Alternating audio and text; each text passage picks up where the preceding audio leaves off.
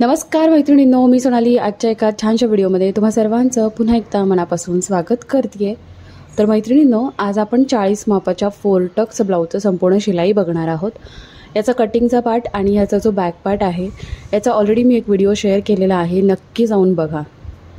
आणि आत्ता आपण याचं संपूर्ण शिलाई बघणार आहोत. तर इथे तुम्ही बघू शकता, मी इथे बॅक पार्ट रेडी जो केला होता तो इथे घेतला आहे. त्यानंतर स्लीव्ज घेतलेल्या आहेत ज्या कटिंग करून ठेवलेल्या आहेत.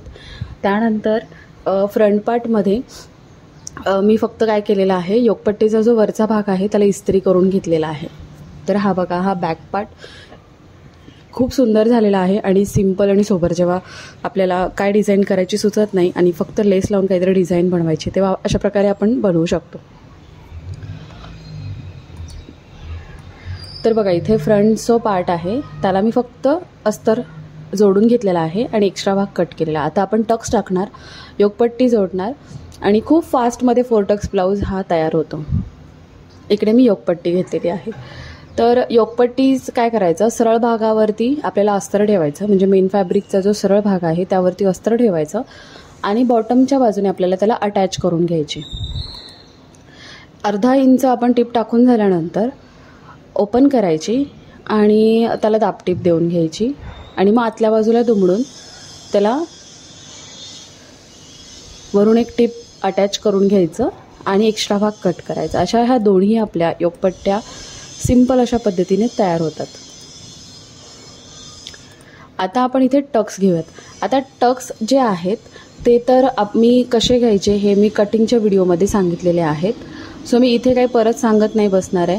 तुम्ही कटिंगचा व्हिडिओ जर बघितला तर तुम्हाला दोन्हीही व्हिडिओ अगदी रिलेट होतील आणि तुम्ही व्यवस्थित ब्लाऊज स्टिच करू शकता. तर इथे मी टक्स काय फक्त मार्किंग करून घेतलेले आहेत दोन्ही भागावरती आणि जसे आहेत तसे मी टक्स इथे टाकून घेते. आता टक्सला काय करायचं, डबल टिप टाकायला बिलकुल विसरायचं नाही. काय होतं, बऱ्याचदा बॉडीमध्ये घातल्यानंतर आपण सिंगल टक्स टाकला ना, सिंगल टिप, तर उसवण्याचे चान्सेस असतात. तर मी काय केलं, एक साईडला पूर्णपणे टक्स 4ही टाकून घेतले आणि आता योगपट्टी जोडते आहे. तर नेहमी मी सांगते तुम्हाला, योगपट्टी जोडताना ही हुक आय पट्टीच्या बाजूने जोडायची, म्हणजे जरी कमी पडली तरी आपण तिकडे एक्स्ट्रा भाग जो आहे तो कट करणारच आहोत फिटिंगच्या बाजूला. त्यामुळे हुक आय पट्टीच्या बाजूने योगपट्टी जोडायची. तर अर्धा इंच मार्जिन कवर करून मी टिप टाकून जोडून घेतलेला आहे. आता ओपन करून त्यावरती दाबटीप टाकायला विसरायचं नाही. आता मी ओपन करून दाबटीप टाकून घेतली आणि हुक आय पट्टीच्या बाजूला एक्स्ट्रा झालेला भाग मी कट केला. अशाच पद्धतीने मी दुसरा भागसुद्धा एकदम व्यवस्थितरित्या तयार करून घेतला. आता तयार केलेले दोन्ही भाग आपल्याला काय करायचं आहे की एक्स्ट्रा मार्जिन जे आहे ते फिटिंगच्या बाजूला आपल्याला झालेलं आहे. तर अशा वेळेस काय करायचं, बघा, बॅक साईडमध्ये आपण 1 इंच एक्स्ट्रा घेतो, तो फ्रंट साईडमध्ये एक्स्ट्रा होतोच होतो. तर तो तसाच ठेवला तर त्याचं तुम्हाला पुढे फिटिंगला प्रॉब्लेम येतो. त्यामुळे आपण काय करूया, हुक आय पट्टीच्या बाजूने 1/2 इंच मार्जिन सोडायचं, कमरेचा चौथा भाग आणि पुढे 1.5 इंच शिलाई मार्जिन एवढं मार्क करायचं. जेवढं उरेल तेवढं छातीला क्रॉस लाईन आखायची आणि एक्स्ट्रा भाग आपल्याला कट करायचा आहे. बघा, मी सेम तशाच पद्धतीने केलेलं आहे. दोन्ही पार्टचा मी एक्स्ट्रा भाग कट करून घेतला आहे. अशा प्रकारे आपला फ्रंट पार्ट तयार झाला आहे. आता आपण स्लीव्ज जोडून घेऊया.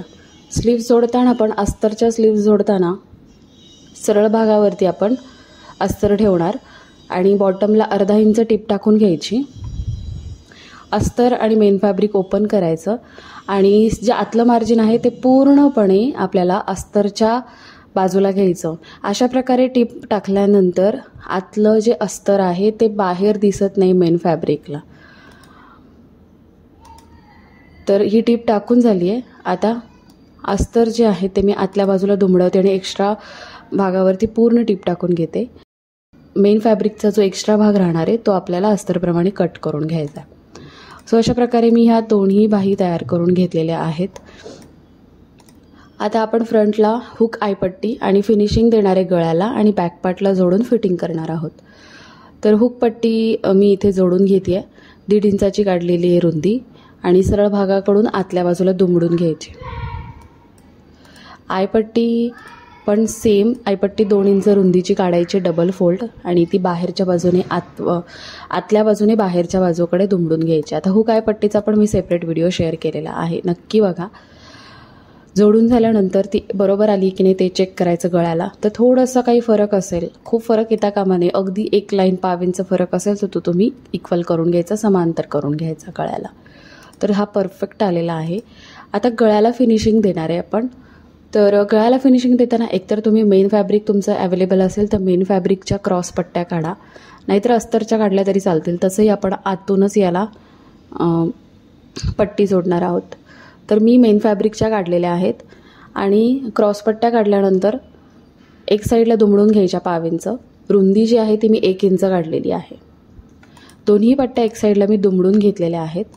आणि आता ब्लाऊजच्या फ्रंटचा नेकला मी हा अटॅच करणार आहे. तर इथे सुद्धा आपल्याला पाव इंच मार्जिन कवर करून अटॅच करून घ्यायच्या. तर हुक आयपट्टीच्या बाहेर पाव इंच किंवा अर्धा इंच मार्जिन सोडा, जेणेकरून आपल्याला तिकडे फिनिशिंग द्यायला ते कामी येतं. अटॅच करून घेतल्यानंतर ओपन करायची आणि त्यावरती दाबटीप द्यायची. येस, दाबटीप देऊन झालेली आहे. सेम अशाच पद्धतीने मी दुसरा पार्टसुद्धा तयार करून घेणार आहे. आता मेन गळ्याला आपल्याला फिनिशिंग तर झालेली आहे. आता आपल्याला शोल्डर जोडायचे आहेत. तर शोल्डर जोडताना लक्ष द्या, जेव्हा आपण बॅक साईडला पॅटर्न बनवतो आणि फ्रंट साईडला आपण नेकला अशा प्रकारे फिनिशिंग देतो, तेव्हा इनविजिबल शोल्डर जोडताना तुम्ही थोडीशी काळजी घ्यायची. तर बघा, सरळ भाग मी वर ठेवलेला आहे मेन म्हणजे फ्रंटचा, आणि बॅकचा सरळ भाग त्याच्यावरती ठेवलेला, उलटा भाग वरती आहे. आता जे गळ्याला फिनिशिंग दिलेलं आहे आपण, पट्टी जी बाहेर राहते ती बॅक साईडच्या नेकवरती फोल्ड करायची आणि शोल्डरला अर्धा इंच मार्जिन कवर करून टिप टाकायची. अशाच पद्धतीने बघा पलीकडच्या बाजूला पण मी सेम ती पट्टी नेकवर फोल्ड करायची आणि टिप टाकायची. नेहमी शोल्डरला 2 टिप टाकायच्या, कारण शोल्डर हा ब्लाऊजचा बेस असतो. अशा प्रकारे मी शोल्डर जोडून घेतलेले आहेत. आता ओपन केल्यानंतर बघा, जी पट्टी आहे ती बरोबर नेकवरती फिनिशिंगने जोडली जाते आणि जे आतमध्ये आपण हाफ इंच मार्जिन घेतले ते शोल्डरमधून बाहेर येत नाही खांद्यावरती. तर शोल्डर व्यवस्थित जोडून झालेत. आता दोन्ही बाजूच्या शोल्डर पट्टी एकदम मिळत्या जुळत्या आल्यात की नाही ते चेक करायचं. हाफ इंच मार्जिन राहील एवढं, आणि एक्स्ट्रा आलं असेल तर ते तुम्ही कट करा. हे व्यवस्थित सेट करायचं. हवं तर तुम्ही त्यावरती दाबटीप टाका, नसेल टाकायची तर आत्ता एक कॅज्युअल टीप टाकून घ्या. आणि त्यानंतर आपल्याला हातशिलाई करायची पूर्ण ब्लाऊज स्टिच झाल्यानंतर. तर मी आत्ता वरून दाबटीप टाकली आहे, हवं तर मी नंतर त्याला हातशिलाई करेन. अशा प्रकारे फिनिशिंग झालेलं आहे फ्रंट नेकचं. शोल्डर जोडून झालेत. आता बाही अटॅच करू. बाही अटॅच करताना नेहमीप्रमाणे बाहीला सेंटर नॉच द्यायचा आणि ती दोन्ही भागाला व्यवस्थित बसते की नाही ते चेक करायचं. चेक केल्यानंतर जर ती परफेक्ट बसत असेल तर जोडायला सुरुवात करायची. आता अर्धा इंच मार्जिन कवर करायचं आणि बाही जोडून घ्यायची. आणि बाही जोडल्यानंतर बाहीला डबल टिप टाकायला बिलकुल विसरायचं नाही. त्याचबरोबर त्याला टच बटन पट्टीसुद्धा जोडायची आहे. आणि शेवटी आलं त्याचं फिटिंग. सो फिटिंग करताना बाही जोडून झाल्यानंतर सरळ भाग दोन्ही वरती ठेवायचे फिटिंगचे आणि एक कडेला टिप टाकून घ्यायची.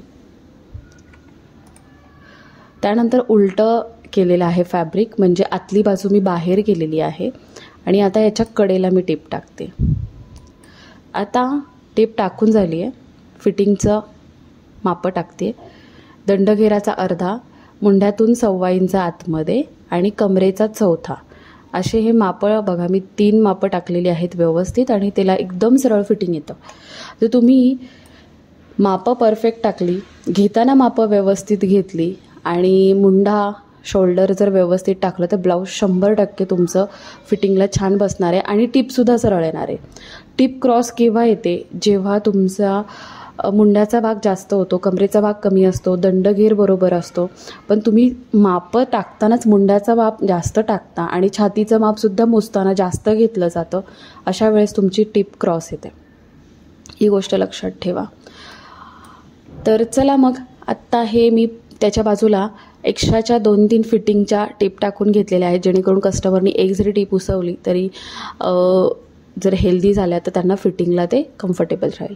तर अशा प्रकारे हे एक साईडचं आपलं फिटिंग झालेलं आहे आणि एकदम परफेक्ट फिटिंग आलेलं आहे. सेम पद्धतीने मी दुसऱ्या बाजूचा पण फिटिंग करून घेणार आहे. अगोदर स्लीव्ज जोडणार आणि देन फिटिंग. सो अशा प्रकारे हा आपला सुंदर असा ब्लाऊज तयार झालेला आहे. अगदी 15 ते 20 मिनटात जर बॅकनेक पॅटर्न तुम्ही अगोदर केला आहे तर 15 ते 20 मिनटात तुमचा ब्लाऊज हा पूर्णपणे स्टिच होतो. 4 टक्स ब्लाऊजला फारसा वेळ लागत नाही. फ्रंटला फक्त टक्स टाकायची, योकपट्टी जोडायची, स्लीव्ज अटॅच करायच्या, नेकला फिनिशिंग द्यायची, हुकाय पट्टी तयार करायची आणि पूर्ण ब्लाऊज फिटिंग करून घ्यायचा. तर बघा अशा प्रकारे सुंदर असा पफ आलेला आहे याला. तर मी 40 साईजचे कप्स यामध्ये टाकलेले आहेत. तर तुम्ही बघू शकता किती सुंदर पफ आलेला आहे आणि ब्लाऊजचं फिनिशिंगसुद्धा खूप छान आलेलं आहे. त्यानंतर बॅक पार्ट मी तुम्हाला दाखवते की हा ब्लाऊज खूप सुंदर तयार झालेला आहे. तर कसा वाटला मला नक्की कमेंट करून सांगा. आवडला असेल तर लाईक करा, शेअर करा आणि आपल्या चॅनलवर नवीन असाल तर चॅनलला सबस्क्राईब करा. चला मग अशा छान छान नवीन कटिंग, स्टिचिंग किंवा बॅकनेक पॅटर्नच्या ब्लाऊजच्या व्हिडिओमध्ये आपण लवकरच भेटणार आहोत.